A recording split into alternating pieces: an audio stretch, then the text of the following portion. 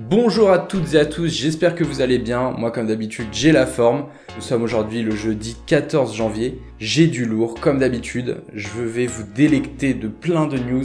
Il y a du croustillant, il y a de la news vidéoludique, des parcs d'attractions, des retours de héros mythiques. Bref, on va vraiment être rassasié aujourd'hui. Générique.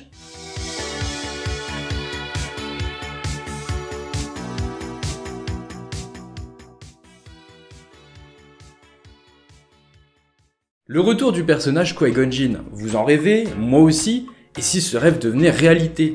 Vous devez certainement savoir qu'il y a en ce moment une série Obi-Wan Kenobi qui est en développement du côté de Disney+, avec dans le rôle titre le retour d'Ewan McGregor, et aussi le retour d'Hayden Christensen dans le rôle d'Anakin Skywalker. C'est durant une interview pour son prochain film que l'acteur Liam Neeson a été interrogé quant à sa vision de la saga Star Wars actuellement, et il a avoué qu'il était complètement déconnecté, qu'il suivait plus vraiment les films et la saga, et que ça fait longtemps qu'il n'avait pas été rappelé pour un projet.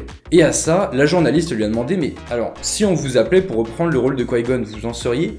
Et lui il a dit « Bah évidemment je serais partant !» C'est une super nouvelle pour nous les fans, parce que si on entend ça, ça veut dire que potentiellement, les équipes de Disney, ça va leur mettre la puce à l'oreille, l'acteur est partant, et la communauté de fans de Qui-Gon Jinn, elle est quand même très influente.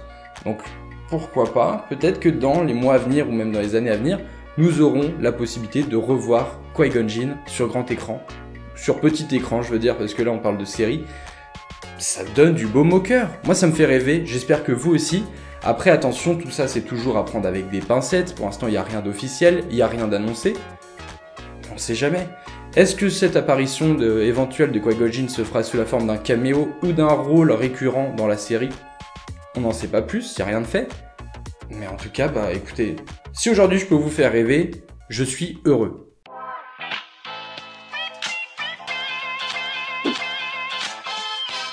On quitte la galaxie lointaine et on revient sur notre planète Terre avec l'aventurier le plus célèbre de tous les temps, j'ai bien dit Indiana Jones.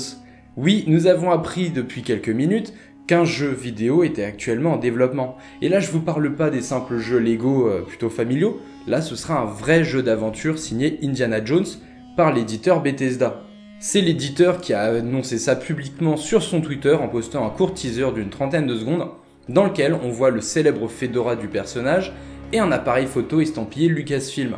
Oui, Lucasfilm va travailler avec Bethesda sur le développement de ce jeu. Alors ils vont pas collaborer ensemble, c'est-à-dire que Lucasfilm aura un regard sur la production du jeu et pourra dire si cela correspond aux standards de la production. Côté histoire du jeu, nous n'avons aucune info, voilà, ça vient seulement d'être dévoilé. Est-ce que le jeu suivra l'histoire du prochain film Indiana Jones qui est actuellement en tournage, ou est-ce que ce sera une histoire complètement originale? Est-ce qu'ils s'inspireront de ce qu'a fait les récents Uncharted ou les Tomb Raider? Nous n'en savons pas plus. Sachant que Bethesda a récemment été racheté par Microsoft, est-ce que le jeu sera une exclusivité Xbox ou est-ce qu'il sortira aussi sur PlayStation? Tant de questions qui restent sans réponse à ce jour, mais je vous tiendrai informé dès que j'aurai plus d'infos.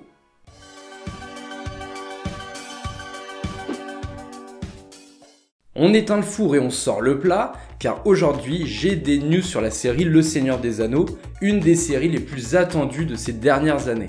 La série qui est actuellement en développement du côté d'Amazon Prime vient de dévoiler un petit peu plus son intrigue, on sait enfin quand elle se situera et quels personnages apparaîtront.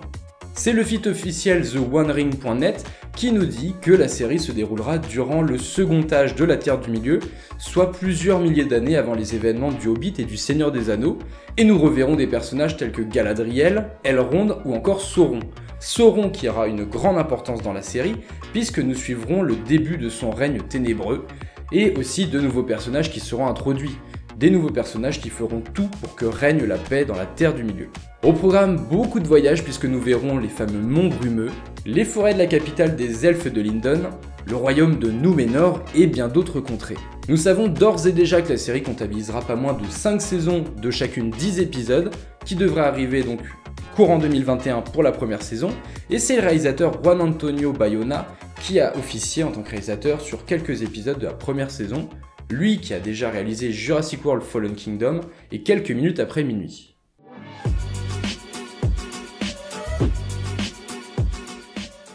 J'ai une question à vous poser, vous. À quoi peut bien servir un parc d'attractions en temps de pandémie mondiale? Vous avez 2 heures. j'ai pas autant de temps donc je vais vous le dire tout de suite, eh ben ça peut servir de centre de vaccination. Et oui, c'est le Disneyland de Californie qui vient d'annoncer qu'il va ouvrir officiellement pour être un centre de vaccination le temps de la pandémie et du confinement, dans lequel des milliers de personnes pourront chaque jour venir se vacciner. Les attractions resteront bien évidemment fermées au public, et je dois dire qu'en tant que visiteur, ça doit faire bizarre d'aller dans le parc et de pas entendre It's a Small World. Maintenant que je vous ai mis la musique en tête, on passe à la prochaine rubrique, qu'est-ce qu'on regarde ce soir et son légendaire jingle. Pour le film de ce soir, j'ai dû faire un choix.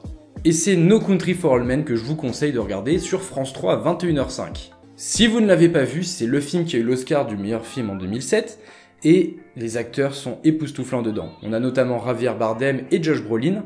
Le film suit l'histoire d'un homme lambda dans l'Amérique des années 1980, plus précisément au Texas.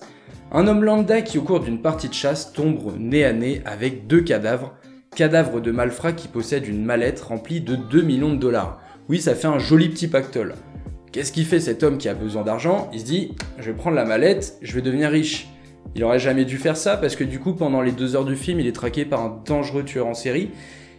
Regardez le film, vous verrez par vous-même, le tueur est incarné par Javier Bardem, une petite pépite, l'un des plus grands méchants de ces dernières années. Il est rentré dans le panthéon des plus grands méchants de l'histoire du cinéma. Ça vaut vraiment le détour, regardez, vous serez pas déçus.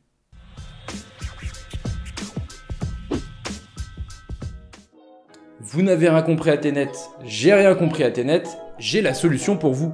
Une vidéo en 3D a récemment été publiée sur YouTube nous permettant de mieux comprendre la scène finale du film, scène qui était assez compliquée à comprendre avec tous ces protagonistes qui font des actions à l'envers, à l'endroit.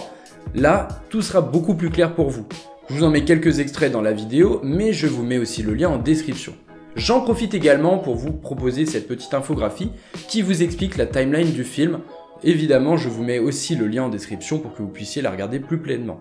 Ah là là là là. Si on m'avait dit il y a quelques années qu'il faut maintenant un mode d'emploi pour regarder et comprendre des films. Voilà, ainsi s'achève l'émission du jour, j'espère que ça vous a plu. Comme d'habitude, likez, partagez, abonnez-vous si c'est pas déjà fait. Parlez-en autour de vous, n'hésitez pas à faire la pub de la chaîne, ça me fera énormément plaisir. Je vous dis à bientôt pour une prochaine vidéo. On se retrouve de toute façon demain pour la pause de vendredi. Et puis sur ce, passez une bonne journée. Voilà. Bisous. See you next time.